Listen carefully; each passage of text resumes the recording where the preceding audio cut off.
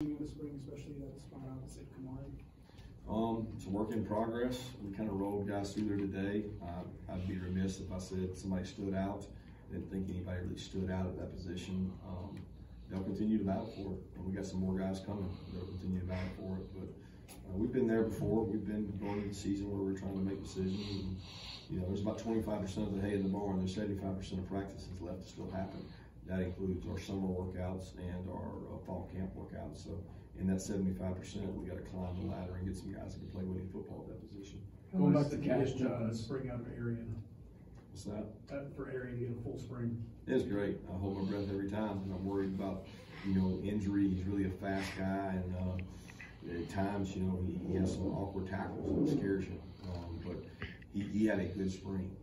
We have to be smart about our workload and volume of work for him, because the more he does, you know, the more he becomes injury prone, and he stretches the field in ways that other guys can't do. So we have to be smart about that. Going back to Cash Jones, what was it like getting him to UGA out of Texas?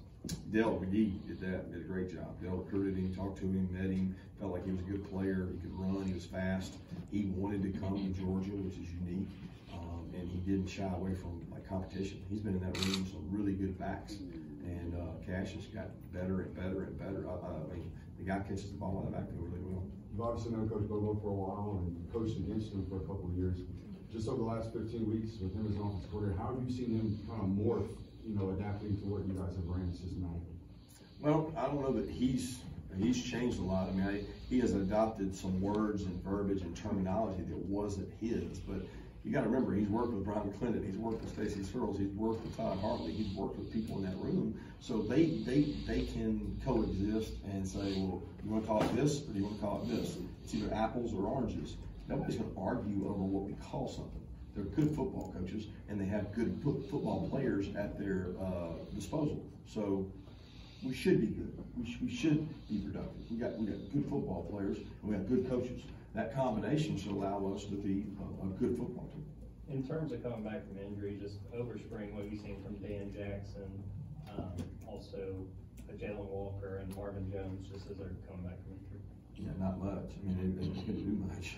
So, I mean, I saw them do a lot of ab work, a lot of ropes, a lot of sit-ups, and a lot of getting yelled at by the microphone. I'm mad they're not out there, but they haven't been able to do a lot. So, they all three take every walkthrough route. They sit in every meeting.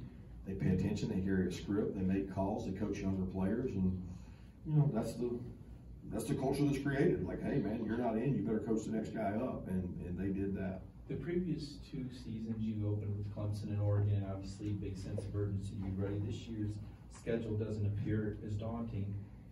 How do you create that same sense of urgency for the opener beginning of the season without having that marquee game to open the season? Yeah, those games didn't create our sense of urgency. We create our sense of urgency. Like the game doesn't do it. You may put that myth out there that, hey, the Clemson or the Oregon game sets it. That's not the case. What sets it is when we put that ball down at Sanford Stadium on the scrimmages in fall camp, that we're going against the best team that we'll play. And your standard better be right. When you go out to practice every day, if you're not going to practice, you're playing against as good a team as you'll play. So it's not about the team we play, guys. It's about what we do. So I'm not going to allow anybody to make an excuse for the opponent we play. It'll be a while before you guys have a traditional practice again. What kind of opportunity does this summer give to your quarterbacks to kind of grow their leadership and make this team theirs? Yeah, they all have opportunities to throw with guys, receivers. They'll have throwing sessions. They'll have 7-on-7s. I mean, they're used to doing that. They've seen whether it was Jake Fromm all the way to Stetson, to all the guys we've had do that. So that's the leadership quality that we hope that position possesses to drive the work ethic of the team. Take 2 more questions. The very first play of the game, honoring Devin and Chandler. How did that come about, and what was going through your mind during that moment? Just thinking about both of them and wishing they were with us. Players wanted to do something to remember those two, and we thought that was a good way to honor them. It was important to them to honor both of them, and that's what we did. Coach, speaking of depth, what do you know about UGA 11, and what can you say about UGA 10's career? Not much. I know the name. I don't know where that came from, but I don't know how long UGA 10 was there. I should, but it's been here longer than you. I know. Like it's an honor to be part and maybe outlast one of them. Hopefully I can be here as long as I know I need water like they do because it is hot out there. So thank you guys.